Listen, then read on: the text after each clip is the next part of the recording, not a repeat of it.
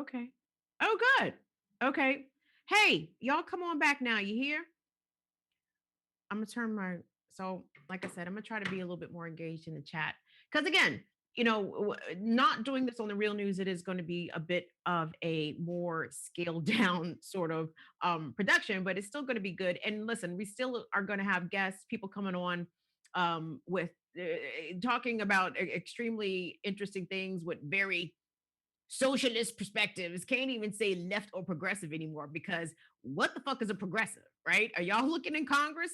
What is passing as progressive these days? Now, of course, the big homie Bernie Sanders, stood up on the Senate floor, tried to shame Mitch McConnell. And while I applaud Bernie's efforts to, shame the devil, there's a reason that they say that you cannot shame the devil. You think Mitch McConnell gives a fuck about all them poor people in Kentucky who are struggling mightily right now? Now, I got my $600 stimulus today. Did y'all get y'all stimulus in your bank accounts? Check your accounts. You might have got the stimulus today. The problem is, how far is that $600 going on January 1st? I can tell you that $600 does not cover half of what it costs to keep a roof over my personal head. So, and I'm single. You know what I'm saying? I got dogs. I feel terrible for people who have actual like human children. Like, how what is the mathematics? What is the arithmetic here in order to stretch that $600 into something that is actually livable beyond a couple of weeks? And as pointed out on a previous program, on our stimulus show, Max Alvarez from the Working People podcast pointed it out very astutely. This $600 stimulus is nothing but a landlord subsidy. You're going to receive this check, came on the first of the month. Chances are most of it, if not all of it, is going directly to your landlord. So, what is it actually stimulating? You understand? It's barely keeping people out of being unhoused. And it's not enough for people to actually go out and spend in a sort of recreational manner, right? I mean, the necessities are all we can pretty much afford at this point in time. Trust me, I just got laid off. Okay. I know all about that. So hold on, let me check and see. Did anybody come back? Okay, yeah. We got a few people. Okay, who else? Black Magic. Hello, sweetie. Happy New Year. Happy 2021 to you, darling. Yes, that is the Spider-Man. So is TRNN done? What, I don't understand the question. Is the real news done themselves, or am I done with the real news, Spider-Man? Clarify that for me if you could. So while I'm actually having the opportunity to check some of the comments, and trust me, the only reason I'm actually able to kind of read the chat and like kind of be in the chat or pay somebody attention to it is because I don't have any guests. Like, I'm not interviewing anybody. I applaud people who have the ability to like walk and chew gum. I am not that person. Okay. I I am middle-aged. I smoke a lot of marijuana. I understand what my limitations are when it comes to, rubbing my belly and patting my head at the same time. Everybody can't do everything. I don't claim to be super broad.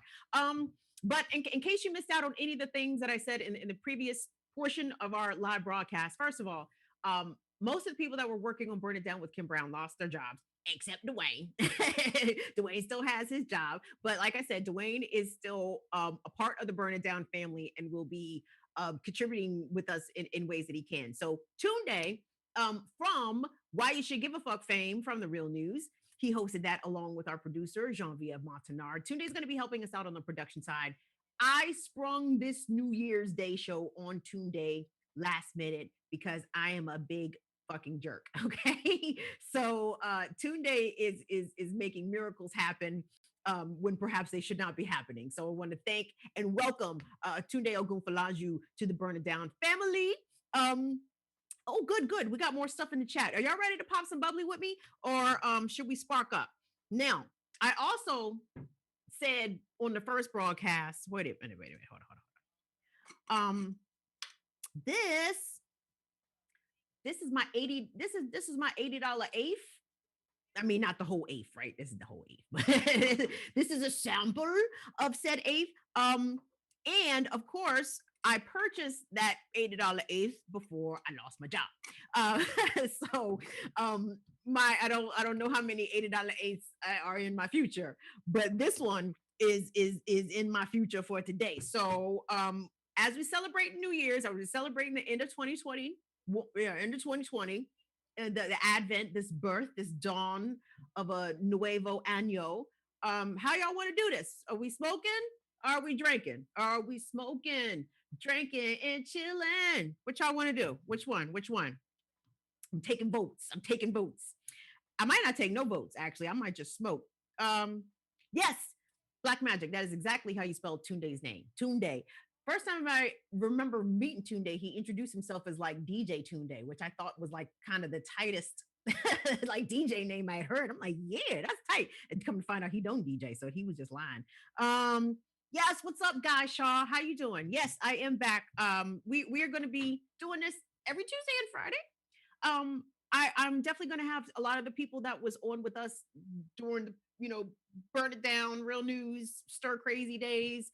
Um, Shout out to Adriel Hampton. Adriel gave me a shout out on Twitter last night and put up some links from some of his appearances. So again, y'all, we're going to do the same thing. We're going to do politics. We're going to talk a lot of shit. We're going to make fun of Democrats first and foremost. And the reason I say Democrats first and foremost is because they are the losers, right?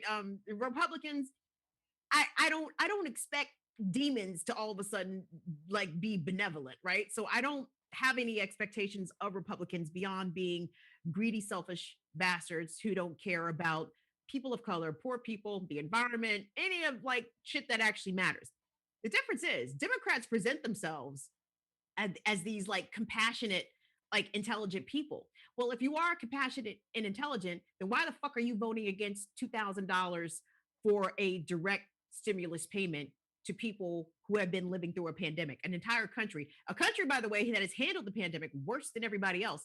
And we can point fingers at Trump all day for that shit. Accurate, correct. At the same time, y'all niggas was in office too. You know what I mean? Like the catastrophe of this vaccine rollout is really embarrassing, and it is an example of American incompetence that has long been masked as American exceptionalism. Everyone wanted to hop on, AstraZeneca and Moderna, and look at how quick the US got these vaccines green lighted and now they're available. Well, now a lot of these vaccines that have already been sent out to some of the states are starting to go bad because the states do not have the processes in place to make sure that those who are in line, first, second, third tier, to receive the vaccines are actually getting them. So just some fucking shit, man. Like I don't like it here. Like, I mean, let me not just say ladies, but people, ladies and gentlemen, have you guys ever dated somebody or been engaged in a conversation or some sort of dialogue with somebody who thought that they were way smarter than what they were? And like, just was just like way misinformed and not 100% understanding of their level of ignorance. Now, some of y'all might say that's me. Now, I disagree because number one, I know exactly where I'm at on an intelligence scale. Number two, I am always here to have people way smarter than me to come on and explain shit to me like I'm five. By all means, please, honey. I absolutely do not know everything. I'm not going to sit here and pretend like I know everything. That is a recipe for falling down. For, I won't say disaster, but that's just not the best way to go. So I said all that to say America thinks that she is hot shit for getting this vaccine green lighted, and now we can't even get the damn vaccine into people's arms. So how fucking smart are we really? Not very, right? That would be my take. So what? I'm waiting for y'all to tell me, are we smoking? Are we drinking? What are we doing? Ready to blaze. Guy Shaw said he's ready to blaze. Yep, most people are stupid as shit. Accurate, Guy Shaw. Black Magic says pop bottles. I mean, smoke two joints. Come on, Black Magic. What you trying to do? What you trying to do to us here, baby? Who else? Who else? Oh yes, Al Gresniak. What's going on? Hold up. Me getting a bong. Yes, pack your bong. Get your bong packed. Okay. So hold on. Now, as I mentioned, I am class personified. Okay. This is a 6.99 bottle of Cooks. This is available for purchase at your local liquor store. And that is not a Cook's endorsement because Cooks need to run me my check if they think it's an endorsement. But my point is, if you're looking for something that is bubbly and cheap, Cooks is here for you. And I have a plastic goblet again because I am a classic biatch. So I hope that this bottle doesn't like explode everywhere. I'm gonna aim it that way so it doesn't get on the computer. So um, I want to welcome everybody to 2021. Happy 2021. Burn it down, Kim Brown. We're going all the way to the top. And these bottles, we shall pop. Woo! Look at that. Ow! All right, boys and girls. Now, there's a reason Auntie does not smoke and drink at the same time anymore. Because I found that when I drink alcohol, which is not very often, I am a pothead. And oh, by the way, I can actually be a little like more looser now that I'm not like employed. I might be rendering myself unemployable, but we will cross that bridge when we get to it. But you know, anyway, no, I don't drink and smoke at the same time like I did when I was a youth because I am no longer a youth. So I like to toast to y'all, to everybody that's in the chat. I like to thank all 930 subscribers that we have as of January 1st. I appreciate it. People who have been asking about fundraising information, it's so weird that y'all want to send me money.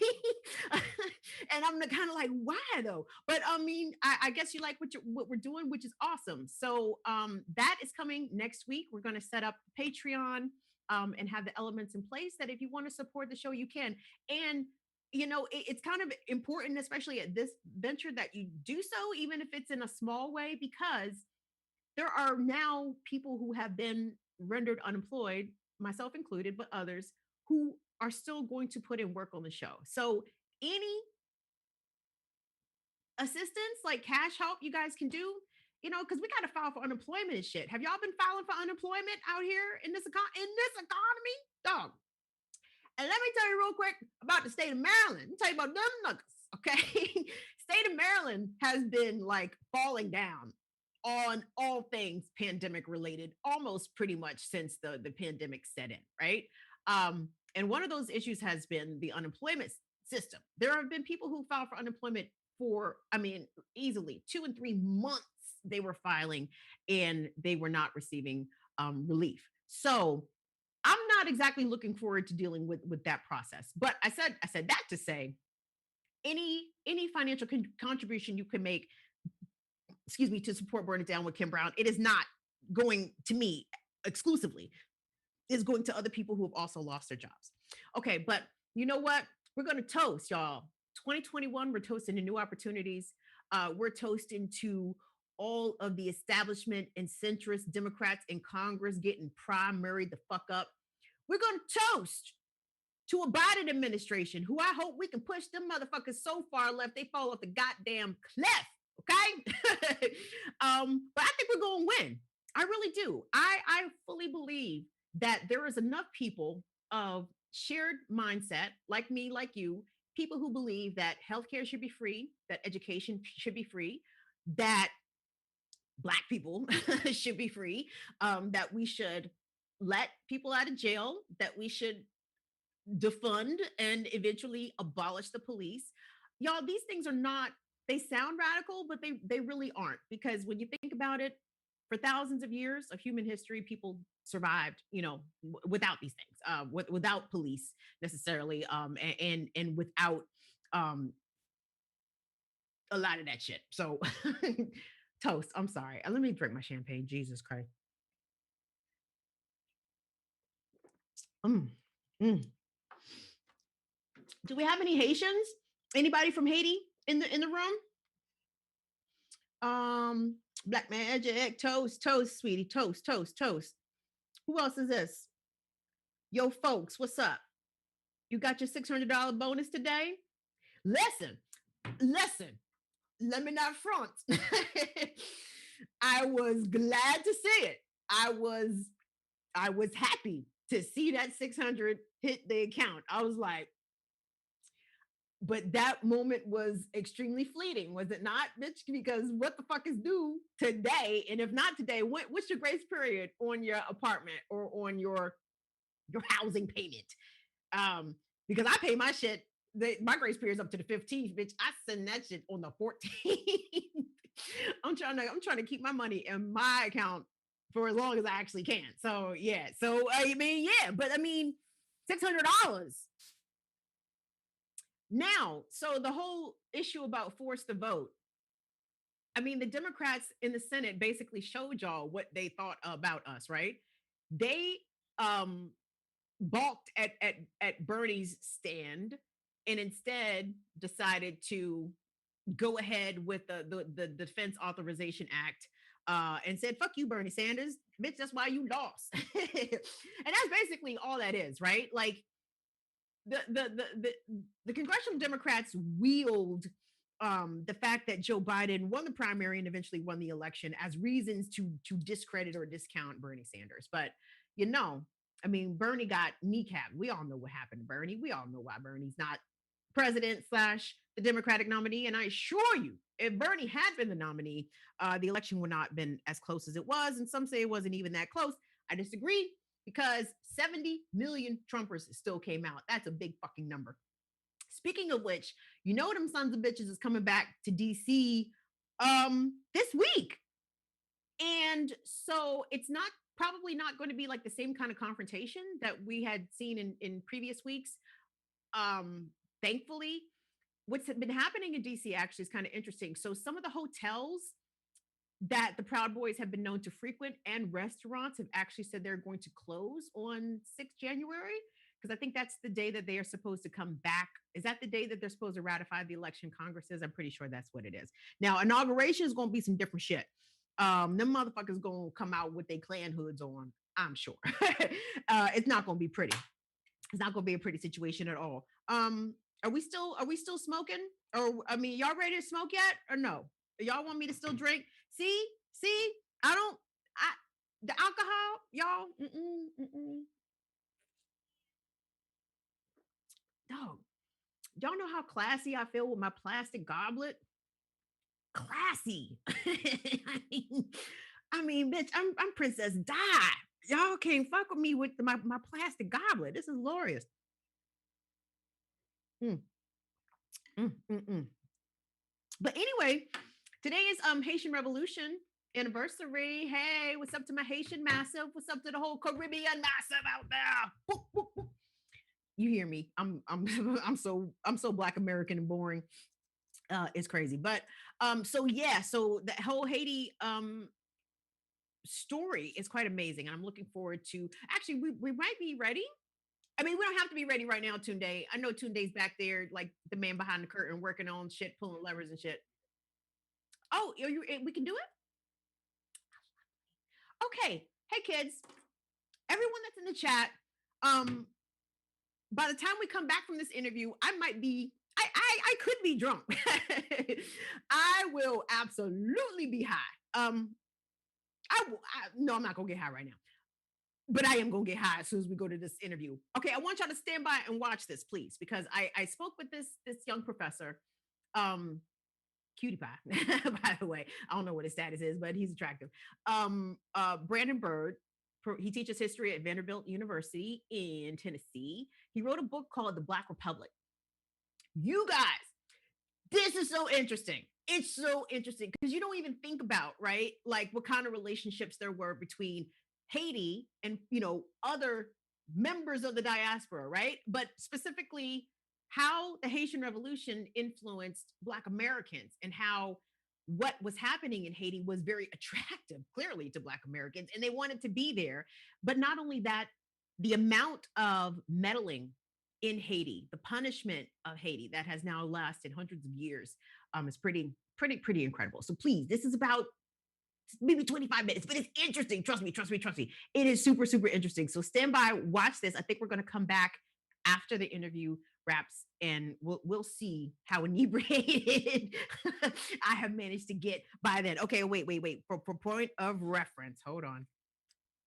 For point of reference, here's where the cooks is pre pre pre-interview, pre-running the pre-recorded interview. So we will check back and see where we at the level of cooks. But now I'm going to toss it to myself with different hair, different outfit, different records in the background. The interview I did with Professor Brandon Byrd, the author of the book called The Black Republic. Tunde, let's take it away. Everybody, welcome back to Burn It Down with Kim Brown. We're doing a very special Haitian Independence Day episode of Burn It Down because I think it's so important, like I said earlier, that people, especially Black Americans, are familiar with true stories of Black liberation that have happened around the world over the course of history. Now, after the Haitian independence was achieved, there was a relationship formed between Haiti and Black Americans who are still enslaved in the United States. And the extent of how these bonds related to one another is actually quite fascinating. And to share with us more knowledge and more insight about that, we're joined today with Professor Brandon Byrd. He is a professor of history at Vanderbilt University, and he's also the author of the book titled The Black Republic, African Americans and the Fate of Haiti. It was published this year in 2020, well, last year, and this is January 1st. So Professor Byrd, we appreciate you making some time today. Thank you for being here. Thank you for having me. So, you know, there was no Black Twitter post Civil War. And a lot of people are really curious about how these bonds across the diaspora were actually formed. So take us to where your book begins and how what happened in Haiti had some influence on Black Americans who were still living in bondage in the United States. Right. Yeah. So you're absolutely correct that a lot of the technologies that facilitate international communication and international solidarity today, obviously those did not exist, right? So in many ways, they're using other technology, other forms of communication, right? So just to backtrack a bit, to your point, Haiti, the Haitian Revolution, post-independence Haiti is well known to Black Americans. And those are both enslaved and free Black Americans in the first half of the 19th century. How do they know about Haiti and the Haitian Revolution? They know about it through Black sailors that are going between ports in Haiti and ports in the United States, Baltimore, Charleston, et cetera. They know about it through the press. Various U.S. newspapers, including some of the earliest Black newspapers, are sharing information about first the Haitian Revolution, then post-independence Haiti. They know about it through gossip networks, through networks of really informal news, right? Passed through word of mouth. A quote that I really love that is sort of go-to quote for me to understand these things. Booker T. Washington would say, he says this in his biography of Frederick Douglass, that every enslaved person, even those who had never been beyond the boundaries of their own plantation, knew of Haiti and the Haitian Revolution. So again, how does that happen? Just through these various ways of sharing information by enslaved and free African Americans. And also to your point, of course, then that creates a sort of a heritage, if you will, where Black Americans across generations will then know about Haiti and the Haitian Revolution. Those persist into the period after the U.S. Civil War. And then those links are sort of then perpetuated through new forms of information sharing, through a more expansive Black press, through early Black publishing, books, authors like William Wells Brown, who are then writing about Haiti. So it's really just expansive networks, ways of knowing about what Black people are doing in other parts of the world. So what influence did this news have on the abolition movement in the United States? And conversely, I would imagine that slave owners and those interested in maintaining the institution of slavery, we're not enthusiastic to hear Yeah, to know that Black people defeated a colonialist power and obtained right. their liberty. So talk to us about that. Absolutely. It is always in the interest of the enslaver, of the oppressor, to limit the amount of information and knowledge that the enslaved and the oppressed have. It is certainly in their interest to limit the amount of information that the enslaved and the oppressed have about other enslaved and oppressed people who have thrown off the yokes of their bondage, right? Um, so what effects does it have when the enslaved and the oppressed do find out about it? Unsurprisingly, it's inspirational, right? That certainly for enslaved people, that news of a victory over slavery, a victory over colonialism, has great meaning. You know, some of the most famous evidence of that, the most iconic evidence of that, are in insurrections and attempted insurrections in the U.S. Right, Denmark Vesey in Charleston, who is writing to Haitian leaders, who has a plan for after a successful, what he envisions as a successful insurrection of enslaved people in Charleston, that those successful insurrectionists will then migrate to Haiti, what at that point by the 1820s is a free, independent Black state. So it's absolutely, it's inspirational. It's proof that first, it is proof of the illegitimacy of slavery, right? Something that enslaved people know deep down in their bones. The Haitian Revolution and the establishment of Haitian independence is proof that that illegitimate slavery can be defeated. It is proof that Black people can achieve self-determination and freedom after emancipation. It is proof of the capabilities of Black people afterwards, right? Enslaved people, they know that not only do Haitians overthrow slavery, but they establish a progressive nation state afterwards, right? So all of that is just, it's hard to overstate the impact. Now, to your other point, Kim, about the effect on the abolitionist movement, amongst both white and Black abolitionists, there's constant debate about the role of violence in the abolitionist cause. And this is something that the historian Kelly Carter Jackson writes really eloquently about. So there's constant debate about the role of violence. For those definitely by the eve of the US Civil War who come to understand violence and insurrection as being righteous, as having clear political purpose, the Haitian Revolution, Haiti, that's Exhibit 1A, right? For those that say violence is absolutely necessary, right, for overthrowing slavery, particularly as slaveholders become even more violent and even more obstinate in refusing freedom to the enslaved, right, as slavery expands in the US. For those who say violence is necessary, and they say, look at Haiti, right? That's proof.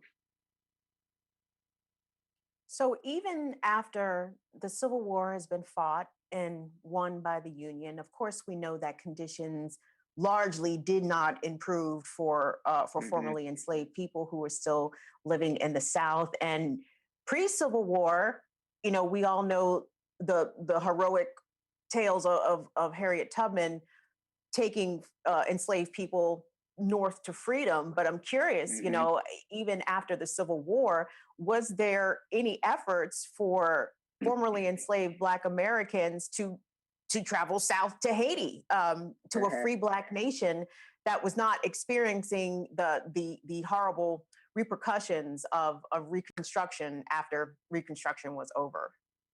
Right, right. Yeah. So it's a great question. So first, there's massive Black U.S. Black migration to Haiti in the decades before the U.S. Civil War. Thousands and thousands go there, and I think we've underestimated the amount that don't return to the U.S. That continue to live their lives in freedom in Haiti. Now, after the U.S. Civil War, uh, there's some complexity, right?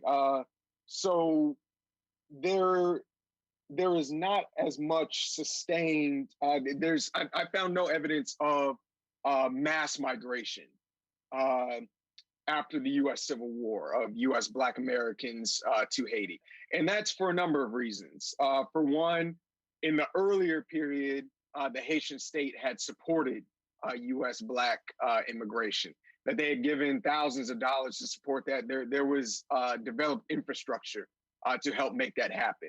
Uh, Conversely, after the U.S. Civil War, the Haitian state does not offer that infrastructure to facilitate immigration.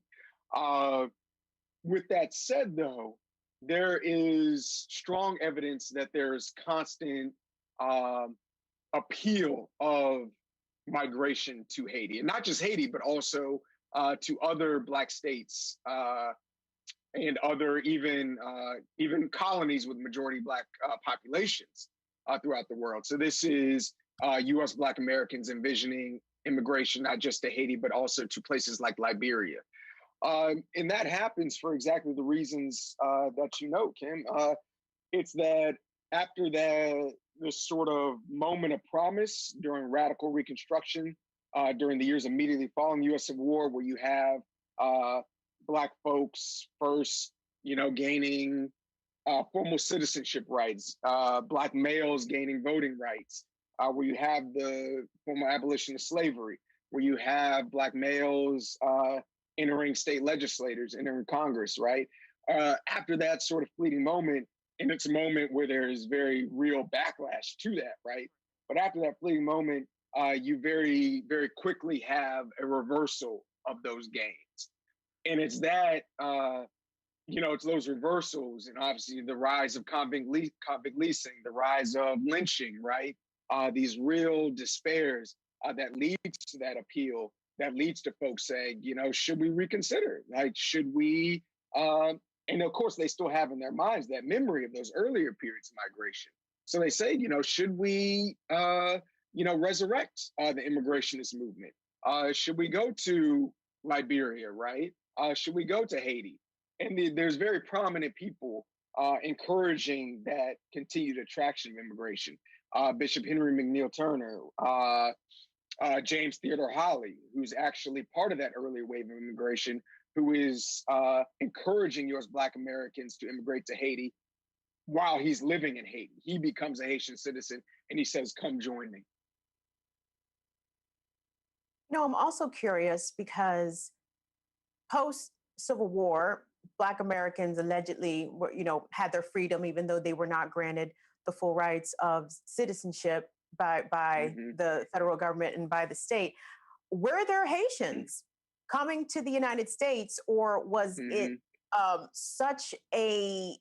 did the U.S. have such a bad reputation for being hostile, volatile, violent, deadly to Black people that Haitians and other Black people living in other parts of the diaspora were avoiding the U.S.? What was that about?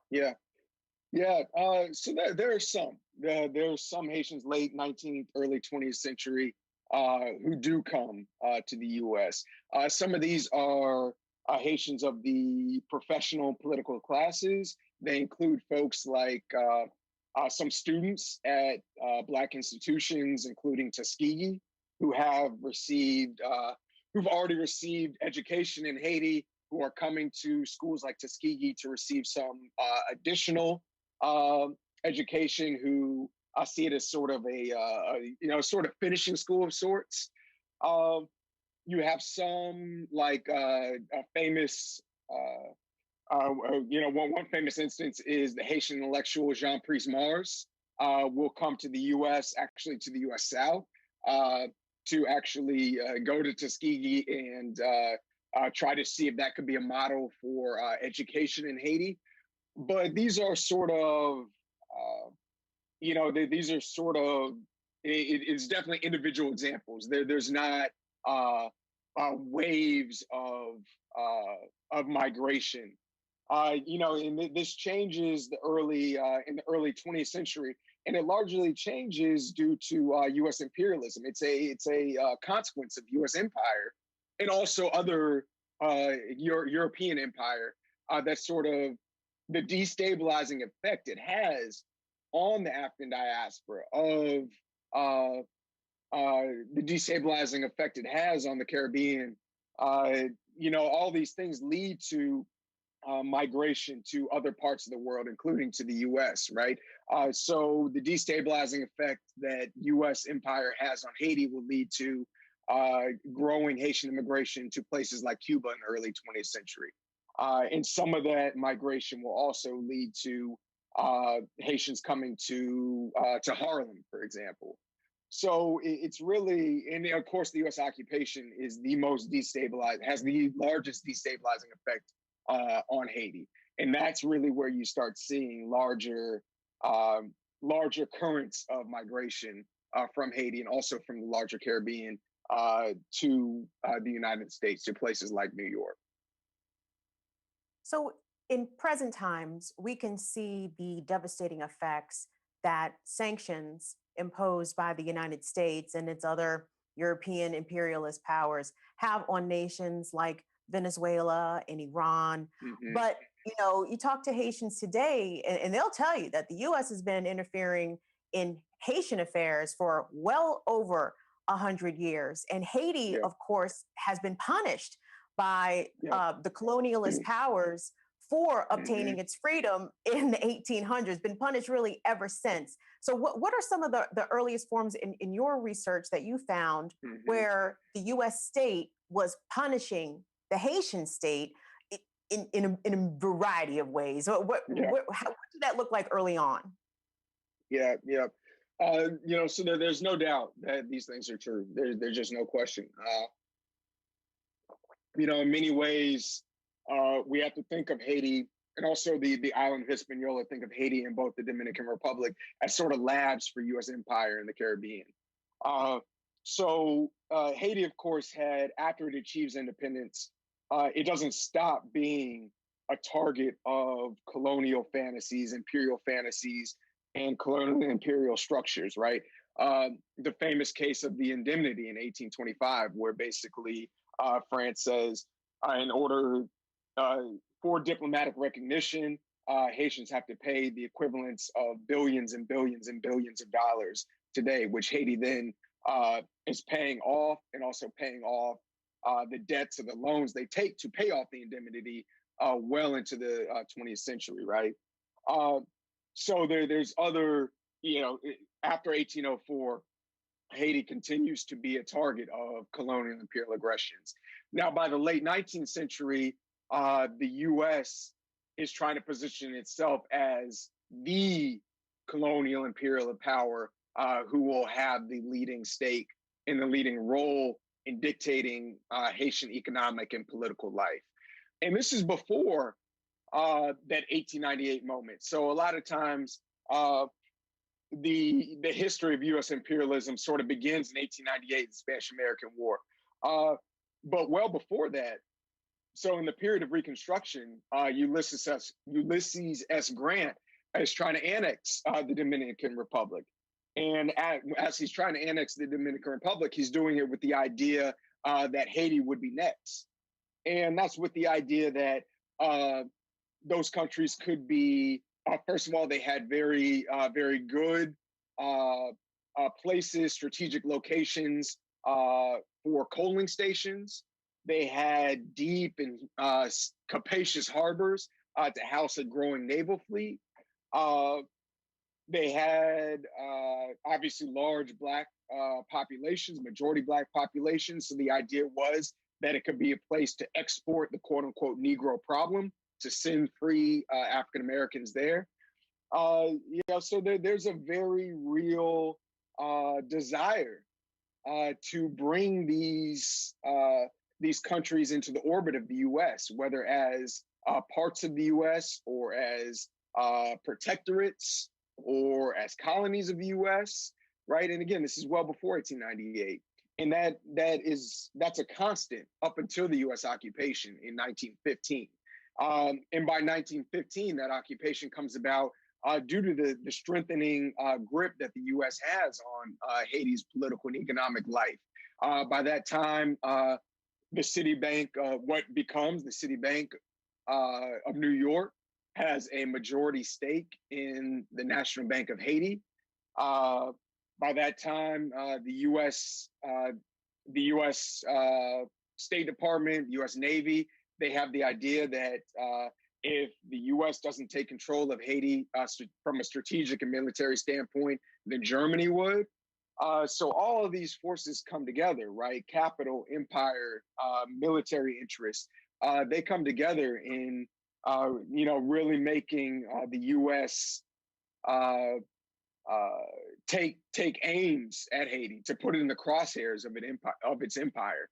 And of course, after the occupation, which lasts until 1934, the U.S. doesn't stop. Right, it's a long shadow of occupation. To use the words of, name your Haitian intellectual, Haitian activists. Right, they know it, and they're absolutely correct in naming this continued aggression that continues today.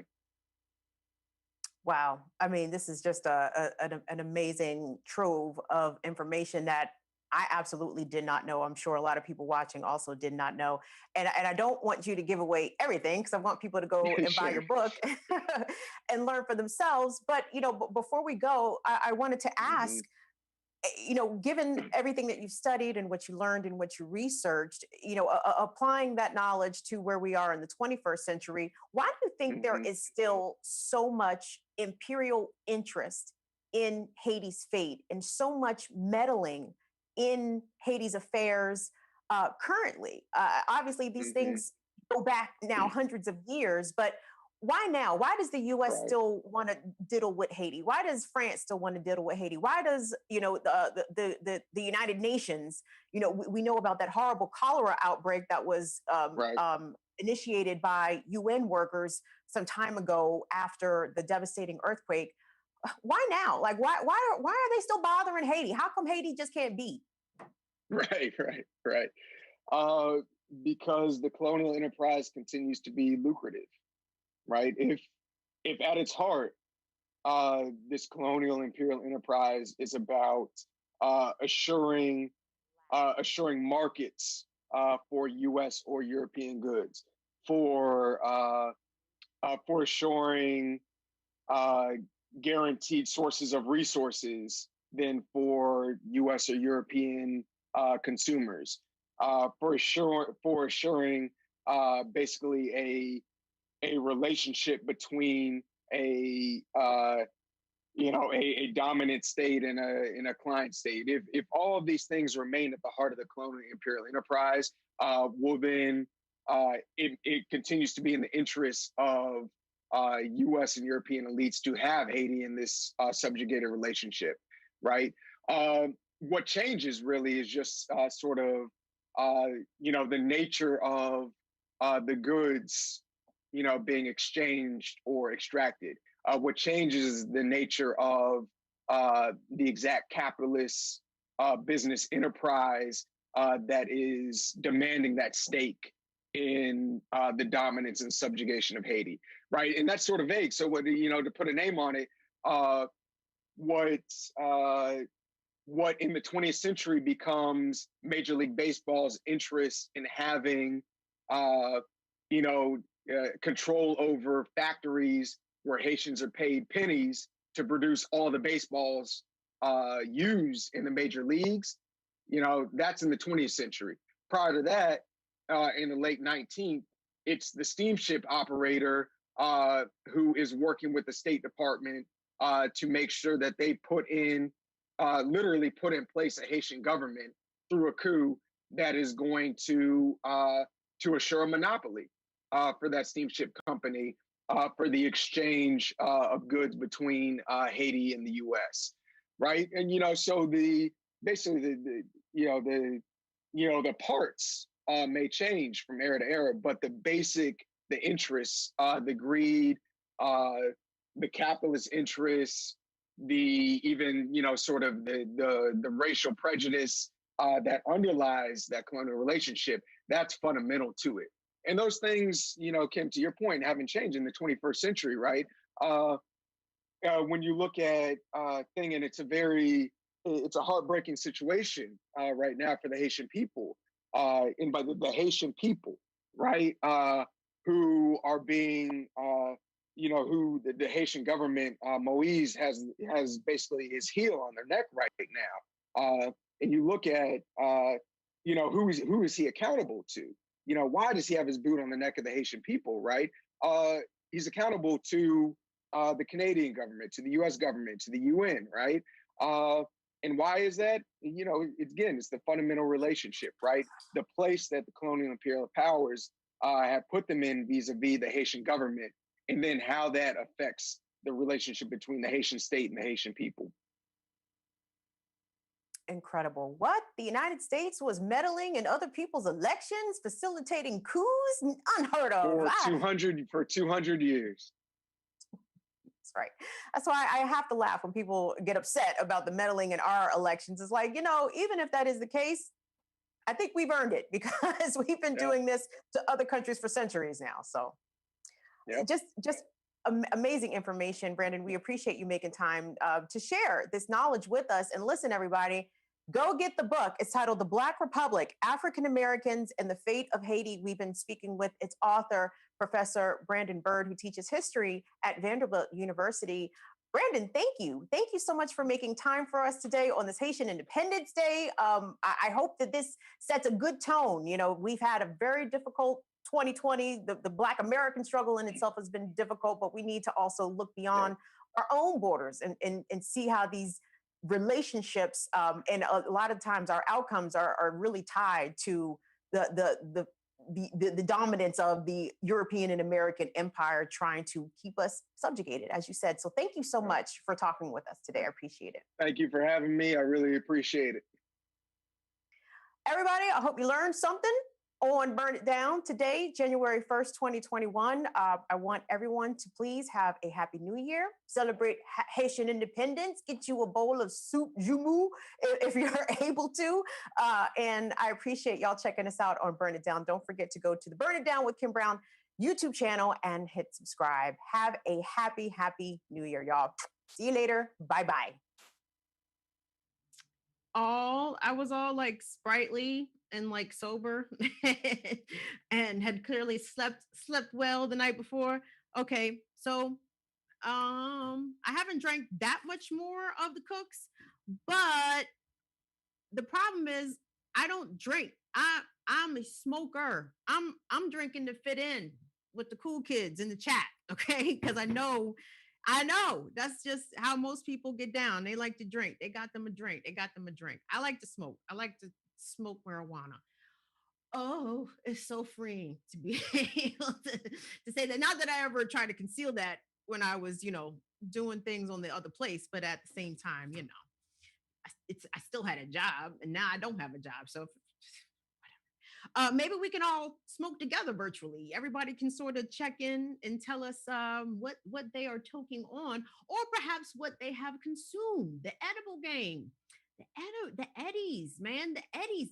Even the baby boomers love the Eddies. Like I feel like the whole country, like all the weed smoking generations have come forward and are unison. We are indeed legion. Like there are 75-year-olds smoking weed and 15-year-olds smoking weed. Everybody's gathered on board the love train, and that's a beautiful thing. I will say, like, if looking retrospectively, like back 20 years when I was a young whippersnapper, legal weed, I wasn't sure. I honestly, like 2000, I mean, I guess maybe perhaps the writing was on the wall, but they were still locking people up very much for weed in the state of Maryland and in places that were far more conservative. I mean, just locking people up for seeds and stems. No fun. But let me thank again Professor Brandon Byrd for making some time to speak with us. I really enjoyed that discussion. I'm so interested in Haiti and the fact that our producer Genevieve is Haitian is like so fascinating to me, and the fact that my second favorite pro athlete Naomi Osaka, like she bigs up her Haitian side like so much, which is wonderful to see because sometimes sometimes, sometimes, sometimes the biracial kids can internalize some anti-blackness. No more or less perhaps than the rest of us internalizing anti-blackness, but sometimes the biracial kids they struggle with the black. So, but she doesn't, and that's glorious, right? I think it was brother Eton Thomas who said on Twitter that Naomi Osaka is about her black side the way that we wish Tiger Woods was. I'm paraphrasing Eton there, but I would agree. My question is, do I look high to y'all? Because I did smoke while the interview was running, and I sip again because drinking ain't my steez. Like only time I'm drinking is truly if I'm feeling like peer pressure. Now I am participating in the cultural norm of drinking New Year's Eve, New Year's Day, and I guess we're totally extending New Year's Eve because who had a pleasant New Year's Eve? I mean, I had a pleasant New Year's Eve because I was completely by myself, but that is not the point. The point is that most people would have preferred to have been, gathered and, social drinking, etc., which is, totally all well and good. But if you were smart, you did not do that because guess what? The fucking coronavirus is out here jumping on apparently everybody. And if you're in California, everybody in California has fucking coronavirus. And that shit is horrifying. Horrifying, y'all. Because guess what? It's fucking January and we got 2 more weeks of winter. Now I keep looking down at this chat and I'm still not reading. Okay, hold on. Un momento, por favor. Hold on. Shh. Yes, I'm a pothead too. Who's a pothead? Yes, Guy. Is it Guy or is it Guy? I took French, so I know Guy, right? Guy is a thing, but it could be Guy. There's nothing wrong with that. I think of Teddy Riley, Aaron Hall now. Whoop, whoop. Happy New Year. Yes, Paul XP. Oh, wait, I had taken notes. See, I'm not going to do this again. I can't maintain my professionalism and fucking talk to people. And I know how many of us is in here today. Right? Some okay, 36. Hey, that's a nice size like college fucking classroom. I attended many a random lecture in such size of space. Okay, I had to wrote them down. So what's up, yo folks? What's up, yo folks? What's up, Lance? What's up, Autumn Sword? Autumn Sword is in chat typing in all caps. They're excited about things. I understand. Al Grezniak. Al, I don't know how I'm ever going to learn whether or not I'm ever pronouncing your name correctly, but you've never got grumpy at how I pronounce it. So I appreciate that. But what I also appreciate, Al, listen, you will always have me with a fucking Temple of the Dog hunger strike quotation, bro. I don't mind stealing bread from the mouth of decadence. You don't know how, like, that was a big record for me when I was young because like I obviously clearly I fuck with Soundgarden and Pearl Jam and I'm like, holy shit, what the fuck just happened here? And yes, but Temple of the Dog, Hunger Strike, one of my favorite records of all time. Paul X BSOG. Thank you. Black Magic, of course. Cheers, everybody. So I don't know. I think we're gonna call it a night, actually. Yeah. Wait. Is there anything else? Anything else of net? And if it's a net, it's a note. Go interview. Oh, who would you like me to? Can I tell you like how random it is that Autumn that you say that is because it was either today or yesterday. I don't know. All the days are sort of blended together. I don't know what day it was, but recently I had that thought about interviewing Big G.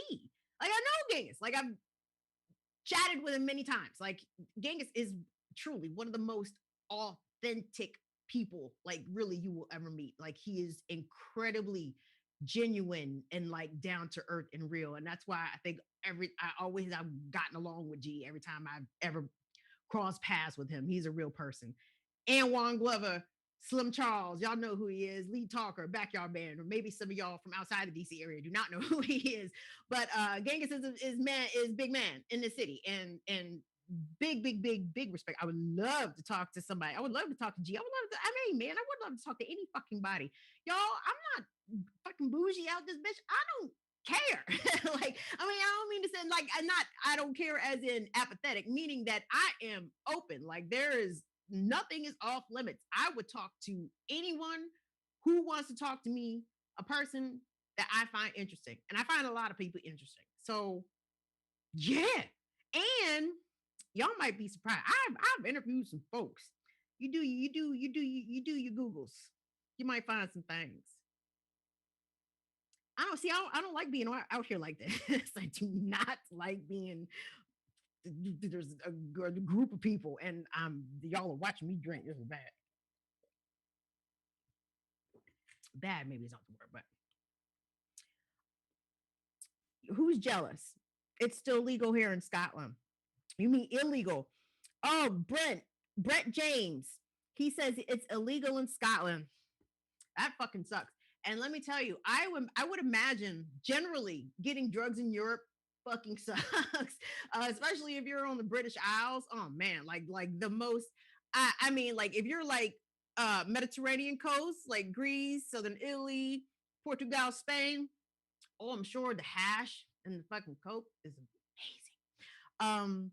But yeah, no, yeah, no. All right, you know, I don't like doing this. I don't like talking to people when I'm intoxicated. And because I don't drink very often, it does not take very much to get me intoxicated. But that's okay because I will smoke with y'all again in the future. I am not going to sit here and drink with y'all indefinitely. And plus, I know Tunde probably has things to do on New Year's Day. So listen, I'm going to call it a night. We are going to put the interview that we had with Professor Brandon Byrd separately, not tonight, but shortly up. And I appreciate, I don't care if it was 3 people, 36 people. I'm cool with that. Like, we're going to make this thing work. And I'm trying to talk to some interesting people, y'all. If I could talk to John Amos, y'all know who John Amos is, right? James Evans and Mr. McDowell and I'll rock other shit.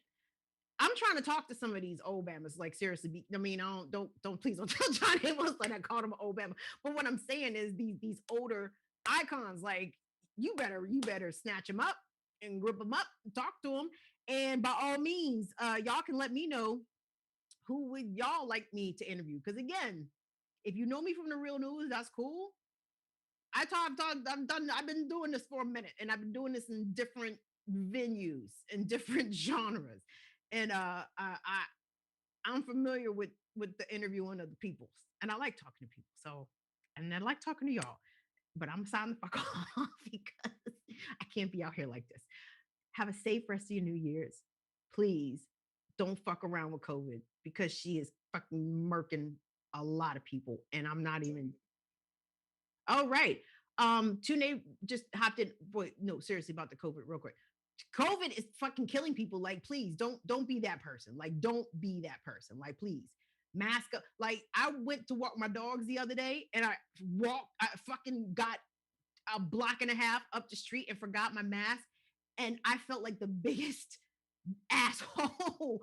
Like I felt like the biggest asshole in my neighborhood. And I was so shamed. Like I had to turn around because it's like, and I'm not an anti-masker. I just forgot to put on the mask. And I felt like a walking turd, like walking up and down the street because I didn't have a mask on. Like people was kind of looking at me strange. I'm like, oh man, Jesus Christ. Now I'm one of those people. But anyway, COVID is fucking killing people. Don't let it kill you. Don't be stupid. Please stay in the house. Wash your hands, wear your mask, etc.